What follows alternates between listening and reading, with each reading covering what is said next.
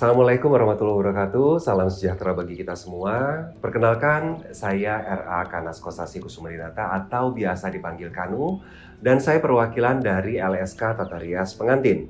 Pada kesempatan ini saya akan memaparkan gagasan-gagasan yang berkaitan dengan penilaian rubrik dan juga formulir skor. Baik, Bapak Ibu, Ibu-Ibu penguji sekalian, untuk bisa menentukan kelulusan dari peserta didik, penguji memerlukan sebuah dasar penilaian yang tersusun dalam sebuah rubrik. Rubrik penilaian harus menjadi instrumen yang bersifat seperti pengukuran atau seperti saringan. Artinya mampu menyaring dengan tepat. Kemudian, tepat setiap hasil pekerjaan yang dilakukan oleh para peserta didik dalam mengikuti uji kompetensi. Prinsip saringan ini kita harus bisa memilah mana yang dilakukan sudah benar, tepat, dan sesuai. Kemudian mana yang dilakukan sudah sesuai, namun ada kesalahan tetapi masih bisa kita tolerir. Yang ketiga, mana yang dilakukan adalah salah, tidak sesuai, tidak tepat, ataupun tidak benar. Kemudian bagaimana sih prinsip rubrik penilaian tersebut? Rubrik penilaian harus mengukur aku bisa apa, bukan aku sudah belajar apa. Karena yang terjadi bahwa ukurannya adalah aku sudah belajar apa. Tapi untuk saat ini, aku bisa apa. Prinsip dari rubrik penilaian itu sendiri harus mengacu kepada Tato Aki. T. Terbuka. Prosedur penilaian harus bisa diketahui oleh pihak-pihak terkait. Mulai dari prosedur penilaian, kemudian kriteria penskoran, dan kriteria kelulusan. A. Adil. Kita harus terapkan untuk semua peserta. Tidak ada yang diuntungkan atau dirugikan. Kemudian terukur. Penentuan skor harus sesuai dengan aturan atau kriteria yang jelas. Kemudian objektif, artinya spesifik. Jelas, bukan pernyataan yang terbuka yang membuka ruang pertimbangan subjektif, sehingga penguji itu bisa menimbulkan multitafsir. Yang disebut dengan AKI adalah adaptif. Artinya penguji harus bisa menyesuaikan diri dengan lingkungan yang berbeda dan beragam, bukan sebaliknya. Kemudian, kredibel. Kita sebagai penguji, ibu-ibu sebagai penguji, harus selalu menjaga, memelihara, dan terus meningkatkan nama baik penguji.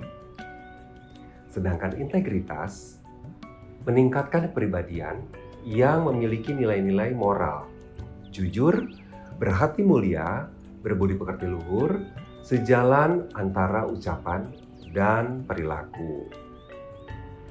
Semua ini harus juga berkaitan dengan yang disebut UKRK. Prinsip Tato harus sesuai dengan kaidah UKRK, yaitu urgensi. Urgensi adalah suatu keharusan atau kepentingan yang dikuasai oleh peserta didik. Kemudian kontinuitas. Kontinuitas sendiri adalah berkesinambungan atau pendalaman atau perluasan dari kompetensi pada jenjang atau tingkat sebelumnya. Kemudian relevansi, kecocokan atau diperlukan karena ada kesadaran untuk memahami sebuah kompetensi. Dan keterpakaian, memiliki nilai terapan tinggi dalam kehidupan sehari-hari. Apa saja yang ada dalam rubrik penilaian Tato? Rubrik penilaian ini harus sesuai dengan standar kompetensi lulusan, yang tentu saja berbasis KKNI, di mana komponennya harus terdiri dari unit kompetensi, dikutip sesuai dengan SKL. Kemudian di dalamnya juga ada elemen kompetensi, juga dikutip sesuai dengan SKL, dan indikator kelulusan. Indikator kelulusan diuraikan atau dirumuskan menjadi sebuah komponen penilaian, di mana di dalamnya harus sesuai dengan faktual pekerjaan, dan juga kita harus menentukan indikator kunci, pendukung, dan juga pengayaan. selalu menggunakan kaidah UKRK. Urgensi, kontinuitas, relevansi, dan juga keterpakaian. Indikator kelulusan ini mengacu kepada komponen penilaian. Dan dalam penjabarannya, elemen kompetensi harus ditulis dalam kelompok kata, bukan sebuah kalimat. Yang diawali dengan kata kerja aktif transitif berbentuk awalan me dan berobjek. Sedangkan indikator kelulusan merupakan ukuran akhir dari keberhasilan proses pembelajaran dan sebagai acuan untuk memutuskan kompeten atau tidak kompeten setiap peserta didik dalam menguasai kompetensi. Nah, perumusan indikator sendiri, terutama indikator kelulusan, harus memperhatikan hal-hal sebagai berikut. Menggunakan kata kerja operasional, spesifik, berorientasi kepada peserta didik, kemudian juga mencakup ranah sikap, pengetahuan, dan keterampilan. Rumusan indikator kompetensi lulusan mencakup 4 elemen utama yang disebut rumus A, B, C, D. A adalah audiens atau sasaran. Kemudian B adalah behavior, perilaku. C, conditioning atau kondisi. Kemudian D, degree, derajat atau tingkat keberhasilan. Nah, dengan menggunakan rubrik penilaian tata rias pengantin yang sudah mengacu pada SKL tata rias pengantin level 3, maka kita akan mendapati lulusan-lulusan yang betul-betul memiliki kompetensi jauh lebih tinggi bila dibandingkan dengan penggunaan sistem penilaian terdahulunya. Di mana capaian pembelajaran yang diharapkan dapat meliputi sikap dan tata nilai, yaitu membentuk, membangun karakter dan kepribadian. Kemudian yang kedua, kemampuan di bidang kerja. Ini kita deskripsikan sesuai dengan jenjang kualifikasi. Yang ketiga, pengetahuan yang dikuasai. Bisa kita deskripsikan lagi sesuai dengan jenjang kualifikasi. Yang keempat, hak dan tanggung jawab. Deskripsikan kembali sesuai dengan jenjang kualifikasi. Kompetensi capaian pembelajaran. Ini harus mengacu kepada standar kompetensi kerja nasional Indonesia, kemudian standar internasional yang disesuaikan, dan juga standar khusus yang telah disusun sesuai standar pelatihan dan standar industri. Bagaimana dengan kriteria skor sendiri?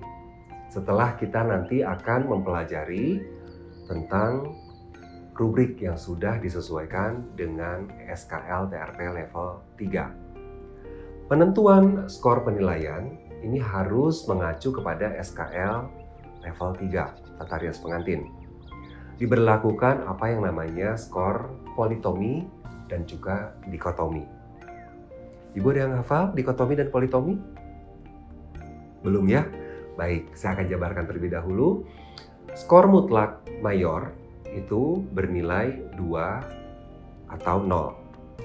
Tidak boleh ada kesalahan, harus sempurna, urgensinya tinggi, masuk kepada kelompok dikotomi. Kemudian urgensi minor, skornya adalah 1 atau 0. Tidak boleh ada kesalahan, dan urgensinya rendah. Itu adalah kelompok dikotomi. Kemudian skor relatif. Di sini kita menggunakan skor relatif. Kalau kita bisa review yang terdahulu, tidak ada skor relatif sama sekali. Skor relatif adalah ada kesalahan, akan tetapi bisa diberikan toleransi atau relevansi.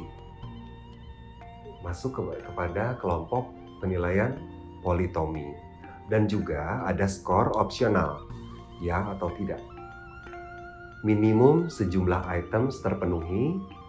Kriteria skor ini harus sesuai dengan kaidah UKRK. Nah, bagaimana pengimplementasi kepada para penguji dan sosialisasi rubrik penilaian dan skor di bidang tata rias pengantin level 3 ini? Para penguji, ibu-ibu di sini semua perlu diperkenalkan dengan rubrik penilaian dan formulir skor terbaru. Perlu latihan dan juga evaluasi dalam penggunaannya. Nah, berikut ini saya berikan contoh formulir skor, dan juga rubrik yang sudah sesuai dengan SKL Tata Rias Pengantin level 3.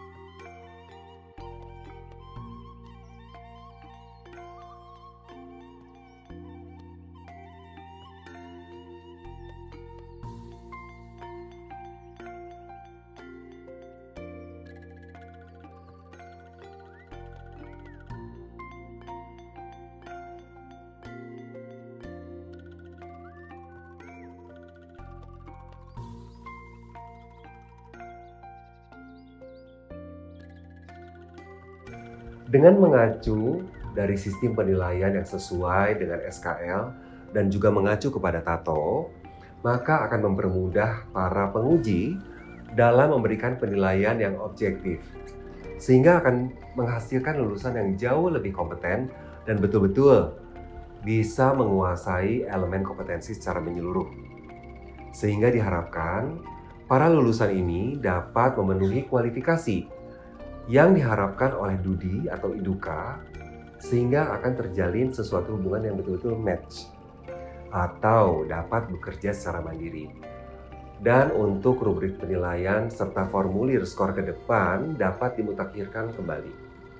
Tentu saja semua harus kita sesuaikan dengan kualifikasi yang sesuai dengan SKL, sehingga akan semakin banyak peserta didik yang memiliki kompetensi tinggi.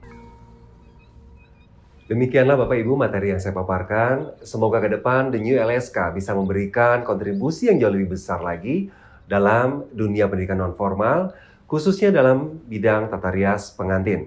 Saya Kanu, wabillahi taufiq wa hidayah, wassalamualaikum warahmatullahi wabarakatuh. The New LSK, vokasi kuat menguatkan Indonesia. LSK menyiapkan. Salam sehat, salam kompetensi.